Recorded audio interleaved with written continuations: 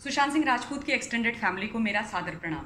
देखिए, आज सुशांत के लिए जो न्याय की लड़ाई है, उसकी जो मौत हुई है, रहस्यमयी मौत, उसके पीछे का जो सच है वो जानने की जो हम सब ने मुहिम आरंभ करी थी, वो एक ऐसे लेवल पर पहुंच गई है जहां पर सीबीआई बहुत ही तेज गति से और सिस्टमैटिक मैनर से बहुत एफिशिएंटली अपनी जो इन्वेस्टिगेशन है उसको चला रही है। रिया चक्रवर्ती को पिछले 3 दिनों से लगातार ग्रिल किया जा रहा है, 10-10 घंटे तक उसकी क्वेश्चनिंग होती है, प्रॉपर फॉर्मेट में उसके लिए क्वेश्चंस तैयार किए गए हैं और वो प्रश्न उससे पूछे जाते हैं। ईडी ने बात करी है, सीबीआई बात कर रही है, एनसीबी जो है नारकोटिक्स डिपार्टमेंट जो है वो भी मुंबई में है और वो भी अपना काम कर रहा है। तो अब ये लगता है कि न्याय हो करके रहेगा। वो बच्चा जिसको बहुत ही रहस्यमयी तरीके से मारा है इन लोगों ने, उसकी जो मौत हुई है और मुंबई पुलिस और वहाँ की सरकार जो सच्चाई छुपाने की कोशिश कर रही थी, अल्टीमेटली वो सच्चाई सामने आएगी। और इसके लिए आप सब यानी कि एसएसआर की एक्सटेंडेड फैमिली को बहुत बहुत धन्यवाद। आप सब लोगों ने ये लड़ाई लड़ी है, हम सब लोगों ने एक दूसरे का वर्चुअली हाथ पकड़ के रखा, इसीलिए आज इस स्तर पर हम पहुंचे हैं कि हम लोगों से सच्चाई निकलवा पा रहे हैं और इतना प्रेशर आया कि ये केस सीबीआई को दिया। इसके लिए मैं सेंट्रल गवर्नमेंट का भी बहुत धन्यवाद देना चाहती हूँ, बिहार की सरकार का बहुत धन्यवाद देना चाहती हूँ, क्योंकि उन्होंने भी बहुत साथ दिया, सपोर्ट किया हम सभी लोगों का। आज कुछ लोग ये कहते हैं और ये मानते हैं कि ये लड़ाई इसने लड़ी उसने लड़ी। मैं कहती हूँ जिसने भी लड़ी, अगर एज लॉन्ग एज न्याय के लिए लड़ रहे हैं बहुत अच्छी बात है, क्योंकि हमारा जो अल्टीमेट मकसद है, जो हम डे 1 से लड़ाई लड़ रहे हैं, उनका ये मकसद है कि किसी भी तरीके से सुशांत को न्याय मिल जाए।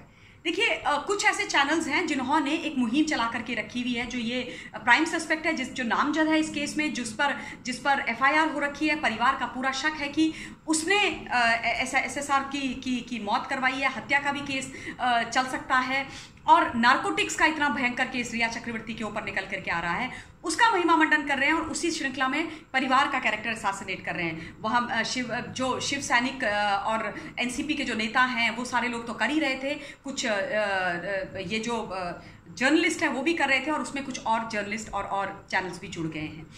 इसी चीज़ को आगे बढ़ते हुए अगर आप लोग देखेंगे तो आपको समझ में आएगा कि अभी सिद्धार्थ पैठानी ने जो सीबीआई को अपना बयान दिया है और जो उसने मीडिया के सामने बोला था, उसमें बहुत ज़्यादा विरोधाभास है और होगा भी, क्योंकि मीडिया के आगे तो आप कुछ भी बोल दो, लेकिन सीबीआई के आगे आप एक बार अपना ऑफिशियल बयान दे देते हो, उसके बाद आप उससे पीछे नहीं जा सकते, आप पलट नहीं सकते।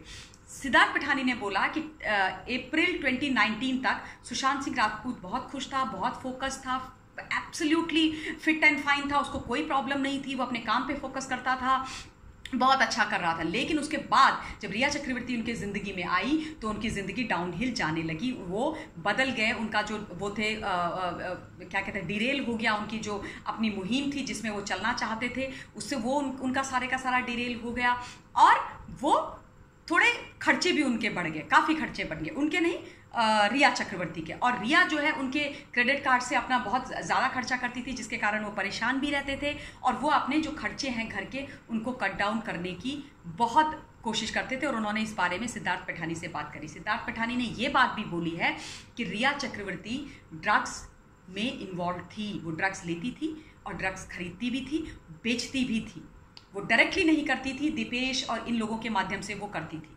अब ये बातें वो हैं जो सिद्धार्थ पैठानी ऑफिशियल तरीके से बोल रहे हैं, विच मीन्स कि जो चीज़ें पहले उन्होंने बोली थी उनमें सच्चाई नहीं थी। ये वही सिद्धार्थ पैठानी हैं जिन्होंने एफआईआर होने के बाद रिया के ऊपर उसके फेवर में मुंबई पुलिस को मेल लिखी थी। ये बात पब्लिक नहीं कर रही है, ये हम लोग बात नहीं कर रहे हैं, ये कोई कंस्पिरेसी थ्योरी नहीं है, ये बात सिद्धार्थ पैठानी कर रहे हैं जो लास्ट समय तक उस घर में थे जहां पर सुशांत की मौत हुई। उन्होंने ये सारी बातें करी। अब मैं रिया के बारे में इनका जो विरोधाभास रहता है अपनी बातों में, वो मैं सामने लेकर के आ रही हूँ। देखिए, ऐसा है कि कई सारे लोग ये कहते हैं कि नहीं मीडिया ट्रायल क्यों हो रहा है, कई सारे इन द सेंस कि ये जो थोड़े बहुत लोग हैं रिया चक्रवर्ती और उसके परिवार और ये कुछ नेतागण और कुछ ये पत्रकार बंधु, तो मैं इनको ये बोलना चाहती हूँ कि मीडिया ट्रायल आप लोग कर रहे हो, मीडिया ट्रायल रिया चक्रवर्ती परिवार का कर रही है। कैरेक्टर असैसिनेशन परिवार का रिया चक्रवर्ती डे 1 से कर रही है।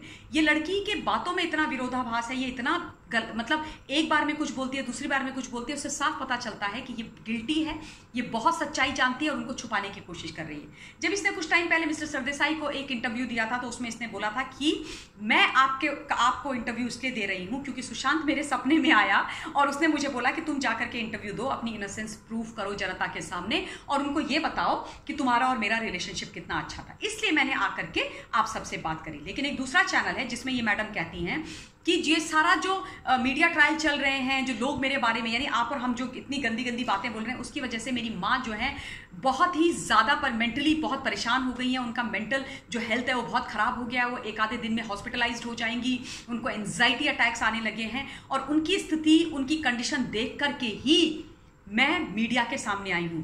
यानी कि उनकी जो स्थिति है, जो मानसिक स्थिति है, उनकी जो बीमारी है, उसने रिया को फोर्स किया मीडिया के सामने आकर के अपना पक्ष रखने के लिए। अब आप देखिए विरोधाभास, या तो ये राजदीप सरदेसाई से झूठ बोली है या ये जो दूसरा चैनल है उससे ये झूठ बोली है।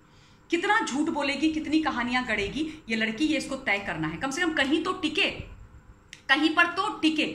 उसके अलावा यही चैनल दिखाता है, एक और यही चैनल है जो दिखाता है ये कि सुशांत का जो मानसिक स्थिति थी, यानी कि वो डिप्रेस था, उसकी जानकारी उनकी एक दीदी जो है नीतू जिनका नाम है, उनको पता थी। और उसमें जो है वो दिखाते हैं व्हाट्सएप चैट श्रुति मोदी और उनकी सिस्टर के बीच की। अब उसमें वो सिर्फ दो लाइनों वाली एक चैट जो उनकी दीदी ने श्रुति मोदी को भेजी है वो मैं आपको सुना देती हूँ। उनकी सिस्टर लिखती हैं श्रुति मोदी को कि please send me the prescriptions, ये है 1 लाइन। एंड दूसरा व्हाट्सएप में वो लिखती हैं I would like to meet SSR's doctor.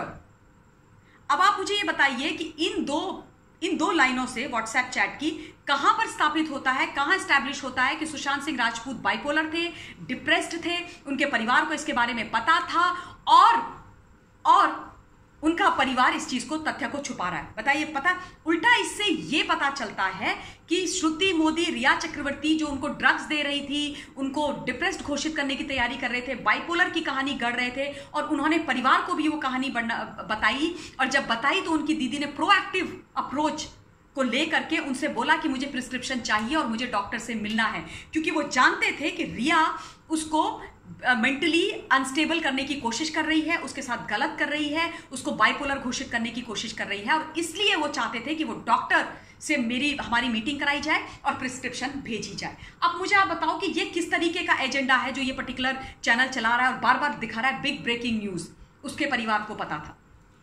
ये मतलब क्या कहानी है ये? कैसे कर सकते हो आप लोग, कैसे कर सकते हो? अनबिलीवेबल चीजें हैं जो कुछ मीडिया हाउसेस, कुछ चैनल्स चला रहे हैं। उनको सीरियसली सोचना चाहिए कि वो क्या बोल रहे हैं, वो क्यों अक्यूज्ड के साथ खड़े हैं और क्यों विक्टिम परिवार का इतना कैरेक्टर वो असैसिनेट कर रहे हैं एक के बाद एक और हर समय।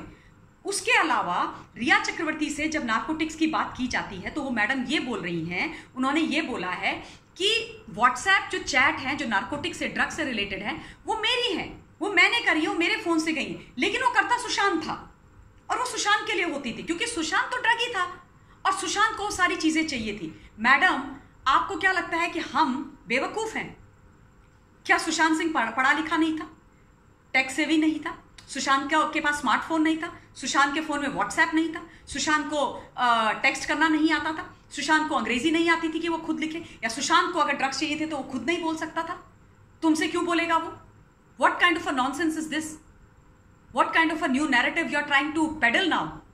And if you think कि आप इसको कर सकती हो तो we are sorry मैडम चक्रवर्ती। मैं एटलीस्ट आपको ये बता दूं कि मैं आपका एक एक चीज बहुत ध्यान से सुनती हूँ, उसको एनालाइज करती हूँ, अंडरस्टैंड करती हूँ, उसके बाद अपने दोस्तों से, अपने साथियों से, अपनी टीम से, अपने परिवार से बात करने के लिए आती हूँ। तो अगर तुम इस गलत फहमी में हो तो इस गलत फहमी में तुम रहना मत। इसके अलावा ये मैडम क्या कहती हैं चैनल्स में जाकर के, जो इनके अभी पसंदीदा चैनल्स हैं उनमें जाकर के मैडम ये बात करती हैं कि मुझे उन लोगों से ये बात करनी है जो लोग सुशांत की मौत का मजाक बना रहे हैं, यानी आप और हम मौत का मजाक बना रहे हैं कि उसकी मेमोरीज जो थी, खूबसूरत यादें जो थी, उनको बूचर मत करो। तुम लोग उसकी यादों को, उसकी खूबसूरत मेमोरीज को बूचर कर रहे हो, खत्म कर रहे हो। हम कर रहे हैं, हम खत्म कर रहे हैं कि हम तुम्हारा पर्दाफाश कर रहे हैं। क्या सुशांत के पिताजी के बारे में आप शब्द हमने बोले?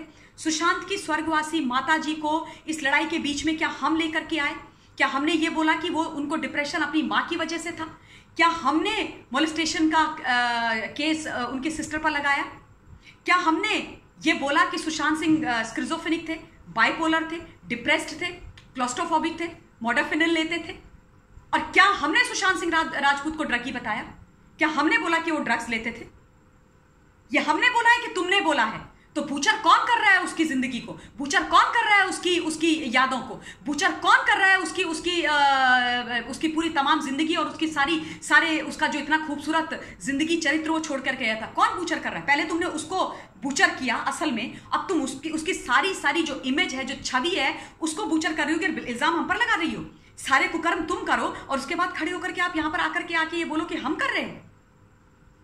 ये बताओ कि हमने क्या बोला? मैडम, हमने तो आपके बारे में भी कुछ नहीं बोला।